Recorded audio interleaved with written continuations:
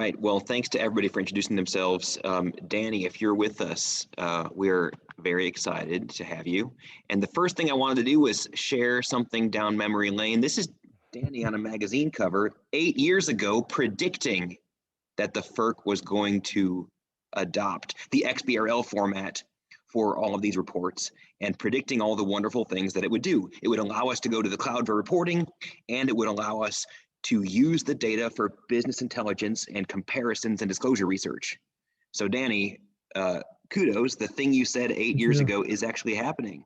Yeah, I actually reread it the last week, and I was actually surprised at some of the stuff that actually has come forward. So that's really nice. So Danny, we're grateful to have you with us. As you all know, Danny is the former Assistant Director of the Washington State Utilities and Transportation Commission. Danny, I'll drive your slides that you're familiar with, so feel free to shout next slide whenever you need it. I would love to have your description, and we'll have a period for question and answers with Danny afterwards. Right. Well, first of all, thanks for inviting me. I think this is a real great forum that you put together. I think it's important that the communications between the companies and everything is crisp and clear, and I think you're providing it. And one of the things Hudson asked me to look at was the from the regulators' perspective. You know, everybody's getting the perspective of the companies, FERC specifically. But now the question is, how is XBRL actually going to affect the regulation per se? And in the article that I wrote, that was kind of the thrust of it, was for regulation to actually move up to the 21st century, we have to go to structured data. I don't know if anybody read the book years ago called Future Shock. But one of his predictions as a futurist was that data would increase exponentially. And I think it was written in the 60s or the 70s. And true enough, that's what's happened, is data has just, is coming out the seams. And we have to have a way to handle it. And obviously PDF and paper is not it. So what I did was I kind of looked at where are we, how important is this XBRL change? And so let's look at major events affecting regulation. Well, telephones replacing telegraphs, that was 1875. And as a sidebar, back then, telephones was considered a toy. It wasn't meant to, nobody took it seriously until it took over and made a dramatic change in the world. And then the next thing was, Edison coming out, Tesla, development of electric utility service, and regulation was obviously impacted there. That's when, if you read the historical regulatory history, that's really where a lot of this theory and regulatory approaches came from, was this era. Then it kind of went away. We had changes. I differentiate between black swan, gray swan events. We had minor events all the way through, but I would say the next big event is electronic spreadsheets replacing paper columnar spreadsheets. I actually entered the field when paper columnar sheets were still there and VisiCalc came out. Dramatic change. We could move data quickly. We could link data. It was amazing. Everybody was saying, I remember we got a 10 megabyte hard drive and somebody said, what are we going to do with all that space? So, it was an amazing period. So now I would suggest XBRL replacing the paper and PDF reports is a major event, and it's going to have ripples for years to come coming through. So click. Next slide. Here we go. There we go. So if we went down and looked at the essence of what's going on with XBRL, what is going on with regulation? XBRL provides clear opportunity to change regulation from reactive hindsight regulation, which I would suggest we do now because we get reports, we see things, and we react to it. It will change it from that to a proactive and timely oversight. We'll be able to react quite quickly. We're going to be able to see things quickly because of structured interactive data coming through. Next slide. So if we look at, there's two aspects I'm going to look at. We could talk hours on this, but I'm going to focus on two aspects. One of them is the data itself. What is unique? What's important about XBRL data vis-a-vis the regulator? Well, for a more efficient filing and regulatory review process, we require what I call perfect data. It's correct, it's complete, it's accurate, consistent, and the one I'm going to focus on is timely. Right now, we get all this information and we can argue how much of it is correct, complete, accurate, and consistent. But I would argue strongly that it's not timely. The delays that we get can be up to 6 months, if not longer. So timeliness, this is going to be a major change for the regulatory sphere that we should grasp as regulators. Next slide. So if we look at this more efficient review process for perfect data, the key there, because it's timeliness, obviously, is the time lag. How do we shrink that time lag as a regulator? So we have three components, I would suggest. We got the time lag inherent in filing the report. That's on the company side, and we'll talk a minute about that. Time lag in the preparation of regulatory analysis, that's on the regulatory side. So we get the data, all this, mountains, 500, 600 pages of data for one company comes in, one segment, let me say. And then now we have to start the regulatory analysis of it. And then the third component is the time lag of the actual analysis that takes place. Next slide. So focusing on the time lag inherent in the filing of the report itself. By necessity, reports are often filed months later because we have audit process, we have review process. I would suggest, and talking to companies originally when we were looking at the XBRL project itself, we found a lot of the time what's involved is, and I think I heard it during the discussions earlier, a lot of the time is the company itself reaching out and getting the data from the different areas that we need the data from. Engineering, we need it from accounting, we need it from rates, a lot of information going through. So much of the time is aggregation and compiling of the report internally, plus going back to the board of directors, going to the president and reviewing it again. With XBRL, it allows automatic collection of internal data and inputs from other sources in a structured form. And then the time it needs to prepare and file the report, by definition, has to decrease.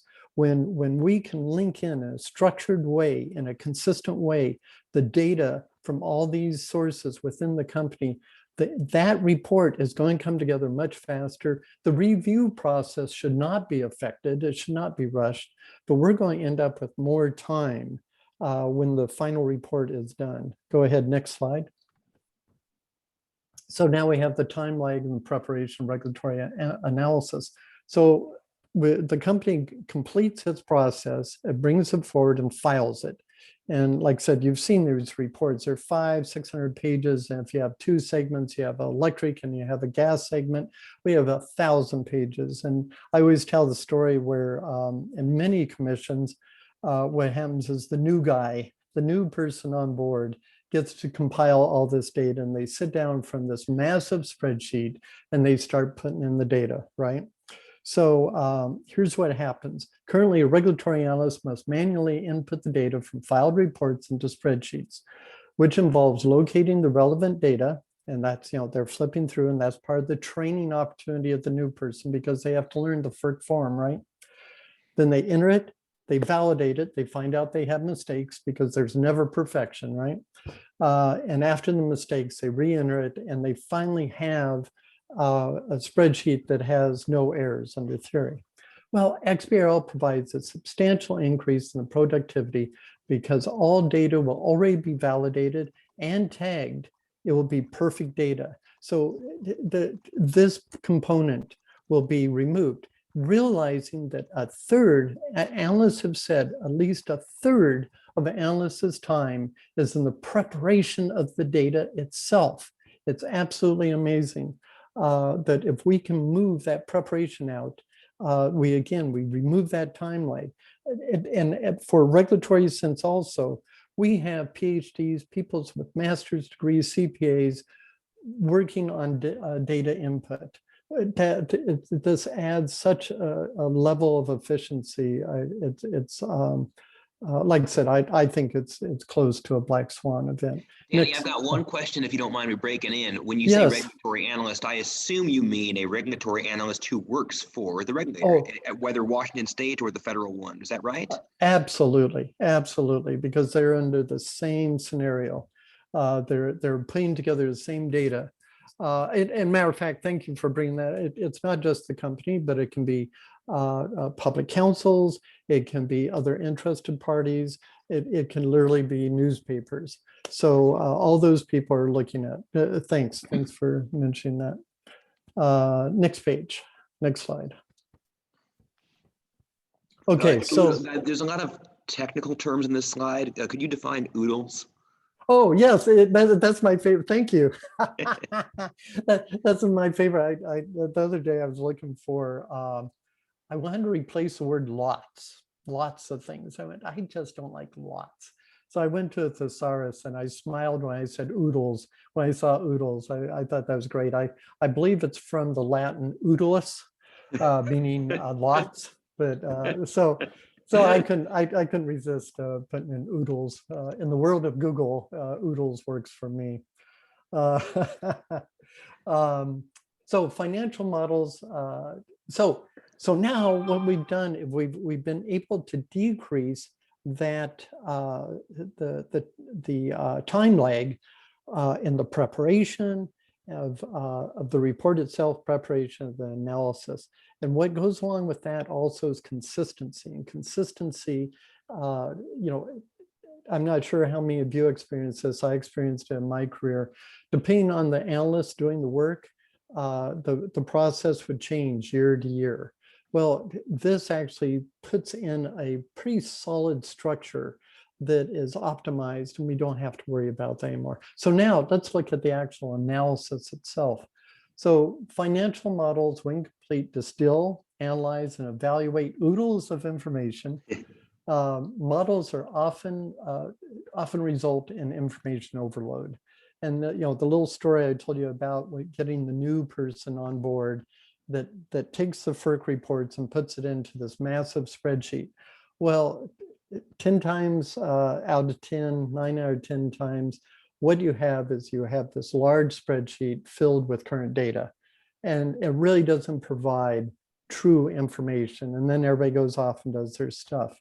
The new financial models using business intelligence, XBRL itself, regulators will begin to develop dashboards. That's what I'm perceiving. We'll have dashboards. The dashboards will provide instant industry-specific key performance indicators. And then we start looking at the trends and changes. I think many of you know, the FERC has explicitly said that they're going to go back and recast 3 years worth of reports. But in fact, they want to go back and put in as many reports as they can find. I saw Stephen Hunt on board. He probably could expand on that. But we're going to have a bunch. We're going to have oodles of information to work with, and then we can really start seeing these trends and changes. Now, as a regulator, those trends and changes, those are extremely important because we can understand what's going on. This is part of what we were talking about, going from a reactive regulatory environment to a proactive, timely environment. And then we limit the results of the data using a dashboard. My feeling is using a dashboard limits the amount of unuseful information and optimizes the amount of useful information in a structure that we can absorb as humans fairly quickly. Next slide. All right, here we go. So the other, I told you I was going to focus at two aspects. The other thing that's going to have a big impact on regulation is, we have, let me see. So the FERC validates the data when it's filed with the FERC itself. If there is something that is incorrect, not complete, not accurate, the validation system, which they've made public, will catch it and basically reject it. Under theory, the companies have sandboxes, they'll be able to run those, and when it's filed, there won't be any rejections. But there's a validation process. That validation process by the FERC itself is merely looking for the correctness, completeness, accuracy, consistency. What I see that where regulation is going to be heading is what I call yellow flags, yellow flag validation. The yellow flag validation will look at something and be able to, it's not built to reject anything, it's built to bring, to highlight something. Go ahead, next slide. Yes, and as I'm advancing it, maybe we can remind everybody, as almost everybody on this call knows, the FERC is going to be doing red flag validation from the beginning. Right. And this is the first time it's ever been possible. Because of the properties of XBRL, it'll be possible for the FERC to reject a filing that where, for instance, the numbers on a schedule don't foot properly. That's red flag validation. And in the tools that you'll be using to file, you can test your filing against all of those validation rules before you put it in. So you can make sure that you pass all the red flags. Yellow flags are a different matter. Yellow flags are a matter for extra scrutiny. And in the final slide of Danny's presentation, we've got some speculation about what those yellow flags might be. Right. So yellow flags, that reviews data for variances or changes that exceed a set absolute or percentage limit. For example, prior year ending balances compared to current year balances. Those they're not inherently good or bad. You know, when I took cost accounting and doing variance analysis, that was one of the principles was, you know, a variance is not necessarily, oh, we got something. It means we need to look at it. Another example of a yellow flag would be a percentage increase in plant or a percentage decrease that is not accounted for. And it just brings attention to what the filing is. Again, we have 500 and some pages, maybe 10,000 data points. The yellow flagging type of validation, which again is not FERC based. It would be, I envision probably the states or the companies themselves picking that up. They're not necessarily good or bad. Okay, next slide. And I think this is something, if we do a future shock type of thing, look forward, I expect states will extend the current FERC taxonomy for each state reporting requirements. Early on, the FERC released, I had sent in statements to one of the proposed rules, and I asked about it building taxonomies for states. And the FERC said, well, no, XBRL is built for extensions and the states can do that, which I don't blame them. They're FERC. So I expect that the states will extend the current FERC taxonomy, because then the states will have the ability to have state-specific intra-operations filed using XBRL and be able to do the same analysis. Now, the question itself is, will it be ad hoc by individual states? Each state will do it and catch as catch can, or will a central agency, XBRL USA or NARUC itself, lead that type of thing, so we have standard state taxonomy extensions. Next question, or next slide. So what will regulators want to see in XBRL data? Well, operational numbers such as like transmission lines, barrel miles. And again, I imagine these being on specific dashboards for specific analysts. At the commission here in Washington, we have the engineering, we have the cost accountants, we have the renewable people. They're all going to build different dashboards, looking at data, looking at what they're doing. Financial analysis, building up a rate base right from the filed report. Obviously, it won't be dead on, but we'll be able to see quickly what that rate base is and what was actually allowed, and be able to get a feel of what's going on there. We talked about maintenance expenses. Are they increasing? Has there been a major increase in infrastructure? And we would expect maintenance to decrease. Gives us great data. And again, recognizing that XBRL will be real time. As soon as this stuff's filed, it will be looked at. Talk about big words. I like this: sussing out cost allocation irregularities. So we're shaking loose. We're looking at things that might just be different. And I think this is a good example of me, a yellow flag. Vegetation management, at least up here in the Northwest, and I think some other areas, is I don't know, eligible, susceptible to budget pressures, because you can slow down, a company can slow down the vegetation management, going out, cutting tree limbs and that type of stuff, fairly easy. It doesn't affect service that much. It's more of a long-term during those storm periods. And so we found that we are always looking at vegetation management, making sure that those numbers are staying fairly constant. So that would be a good example.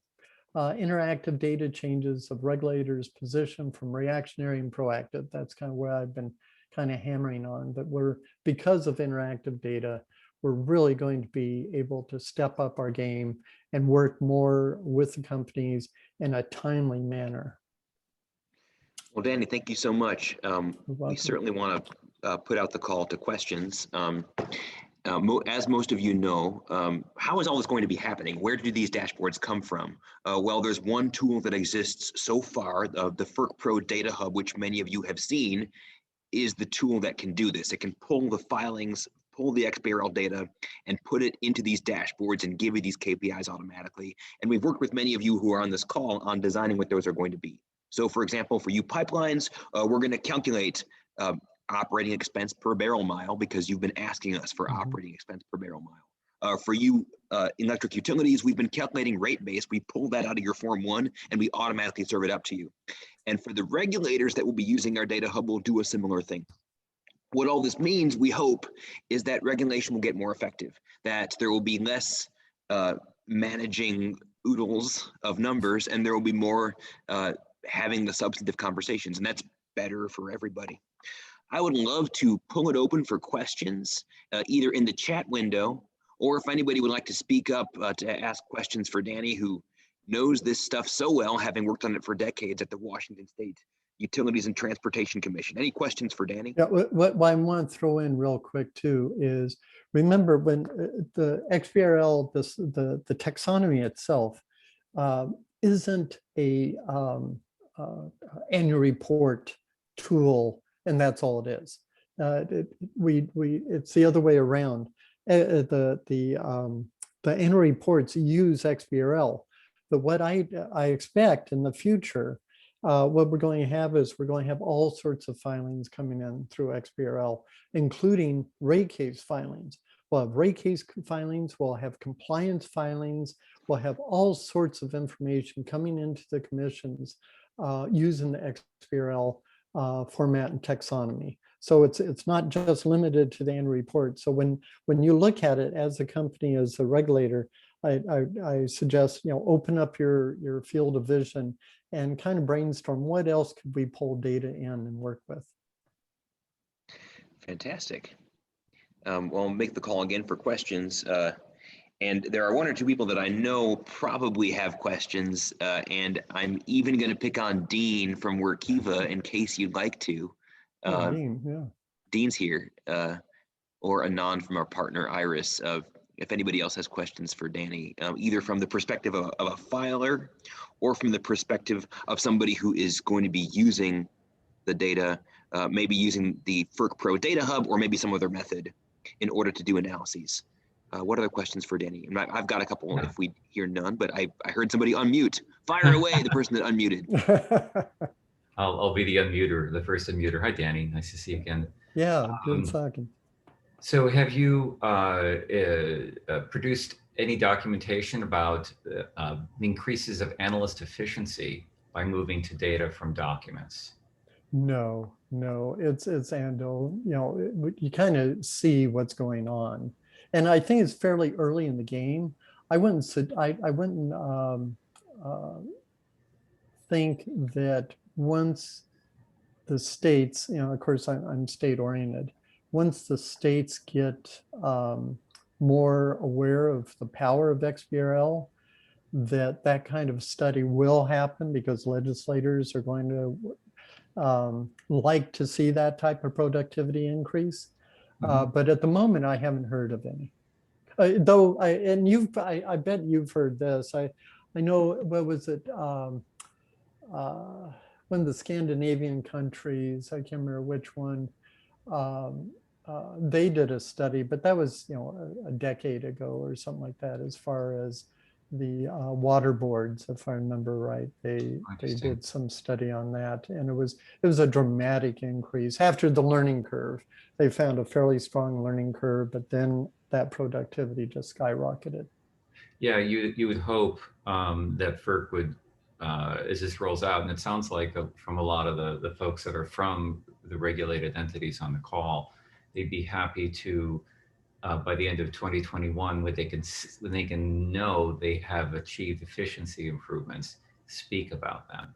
Well, I remember working with one of our companies, and they were talking about the bundles, and I kind of heard it earlier, the bundles of packages that would go between different people and different groups, going back and forth, trying to get those final reports done, and finally compile it and then have to send it to the board or the president.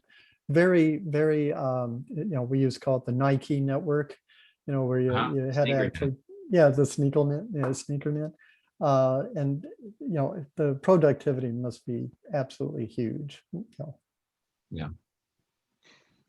Thanks, Dean. What other questions do we have? I'm going to move the slides back to our overview, just so that everybody can stay connected here for your situational awareness. Any other questions from our crowd for Danny from the perspective of a former regulator? Or for Hudson, I have a question. Now, we talked of yellow flags and red flags, and that some of the flagging which will be done by the regulator. Is there anywhere that the commissions would identify these yellow flags and make it public, so that the public is aware as to what to keep an eye on, and be able to measure themselves and benchmark against those parameters? Oh, I think that would be a major thing. I would love to see that. And matter of fact, I think probably any public record request would probably get it, even if they try to hide it, because it shouldn't be trying to hide the ball. Where I would say the yellow flags are looking, if they are designed to modify behavior in whatever way, efficiencies or whatever nudging is involved, then you would want to bring that out. I am I do not like regulatory gotchas. I've always fought against those. I think that under regulation, we should always have our hands on all our cards on the table, and there should be no surprises. So yeah, I would support that. Thanks so much, Danny. Let me put out one more call for questions. The final topic that we have this afternoon, before I'm going to make one more call for questions before we get to it. But the final topic that we have this afternoon is, as I think all of you know, the FERC has released the final data taxonomy, the final list of data tags that will be required for quarterly reports beginning in December and annual reports about a year from now. And some of those changes, our colleague Anand Padmanabhan from IRIS, which runs the FERC Pro Data Hub, Anand will summarize what the implications of those changes are from the FERC's recent release. Before we get to the overview of our update on the final taxonomies, any other questions for Danny? No, I have a quick observation of some type. And Stephen Hunt, if you're still on, you might be able to give some feedback. If a state, and I'm not sure, you were talking about the new taxonomy or the final taxonomy. I know for the FERC to add stuff to Title 18, there's a rule-making process fairly involved. I know there are some states that already in their uniform system of accounts, they've included specific accounts for wind generation, renewables in general. So they've opened up those. They're not necessarily miscellaneous, but they've made explicit changes to that.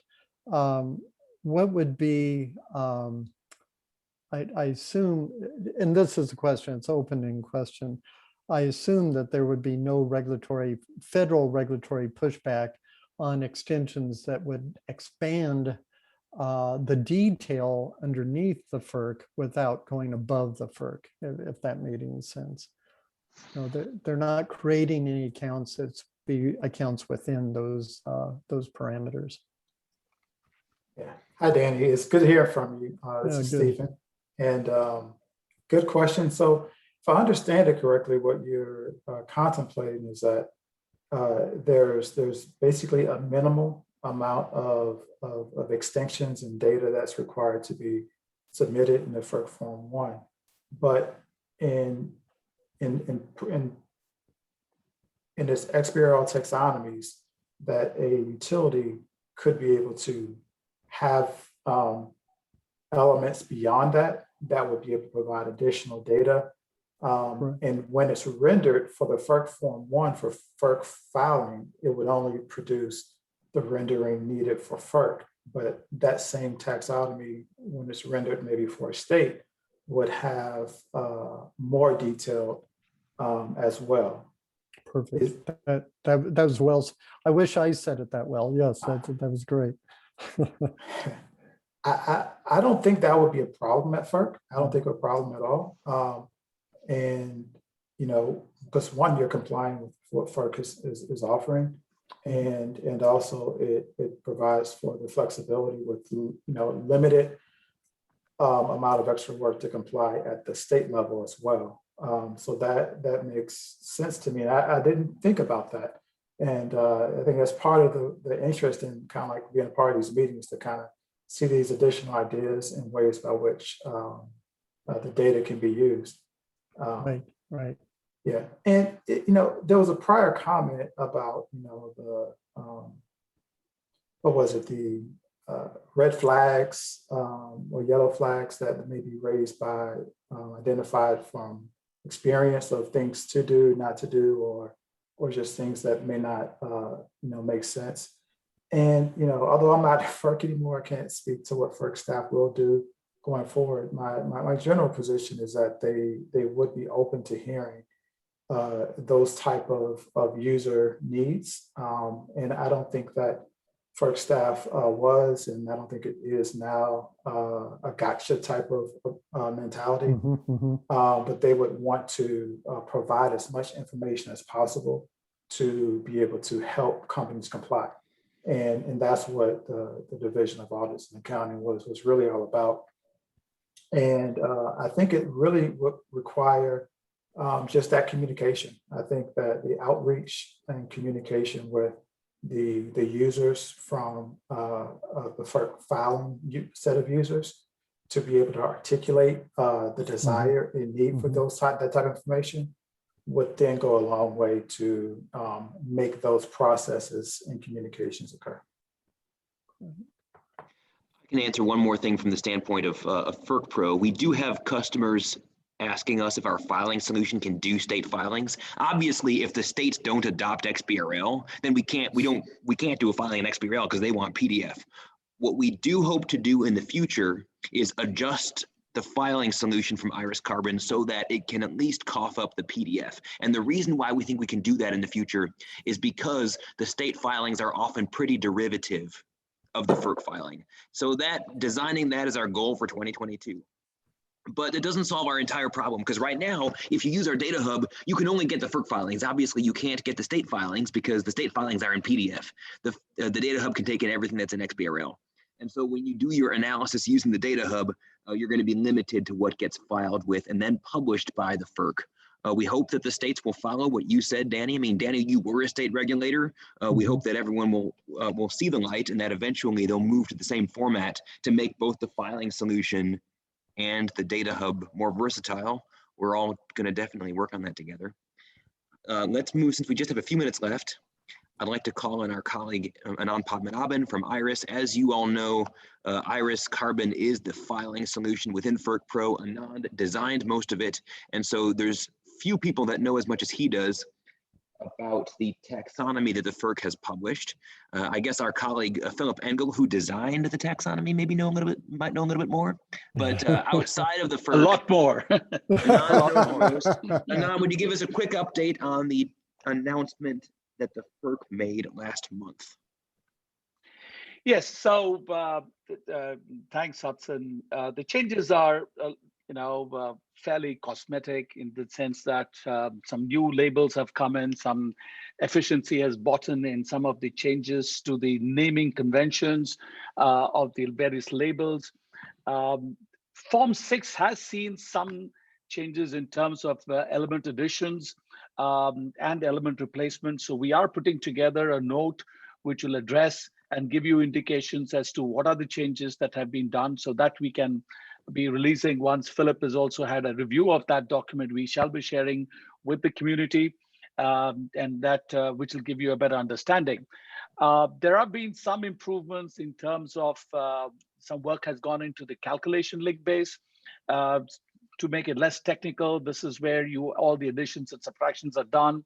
So specifically, we see some improvements in Form 1 in Schedule 304. We see that as well as in Schedule 354 or page 354.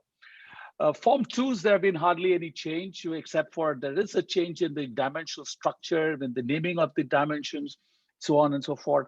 But overall, it doesn't really make it's not much of a change.